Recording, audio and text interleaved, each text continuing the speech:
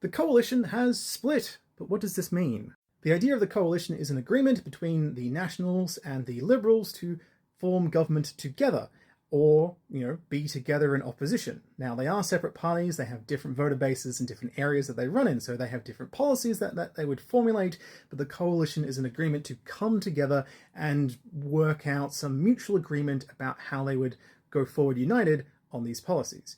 Breaking from the coalition means that the Liberals and Nationals can now pursue entirely different policy ideas without having to consult or negotiate with each other. This does mean that it would be harder for the Liberals to form government without the support of the Nationals, but not impossible. The Liberals have actually managed to win a majority outright without the support of the Nationals 3 times, in 1975, 1977 and 1996. However, during those times they did keep the coalition intact anyway. However, this is not the first time that this has happened. In 1972, Gough Whitlam defeated the coalition after over 20 years of them being in government, which then temporarily led to the coalition splitting for a couple of years, but they were reunited before the 1974 election. Another split would happen temporarily in 1987. Joh Bjelke-Petersen was the Premier of Queensland and the leader of the Nationals, and he wanted to transition to federal parliament, but his ideas of where to take the National Party and the coalition were very different to what the Liberals wanted to do, which led to a temporary split mere months before the 1987 election. They would then reunite a month or two after their election loss.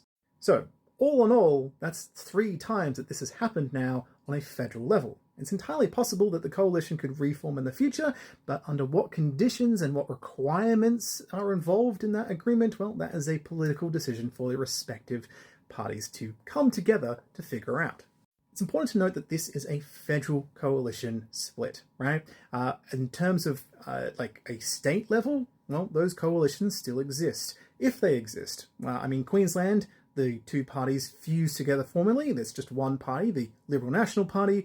In New South Wales, you still have a coalition. But in WA, for example, the coalition actually split all the way back in 2007. And the Nationals since then have, on a case-by-case basis, decided if and how they want to support the Liberals, and now have a formal agreement about an alliance in opposition, but it's not the same as the coalition. It's not as binding in how they want to work together. So that is a brief overview of how the coalition works when it is actually together, and a little bit of history as well. If you want to know more about this as a news story and its ongoing development, watch or read the news, because I'm not a journalist. I'm not going to give you ongoing updates about this. That's not what I do. I'm here to explain how things work, not to comment on it. So I hope this has helped you understand it better, but yeah, go read the news.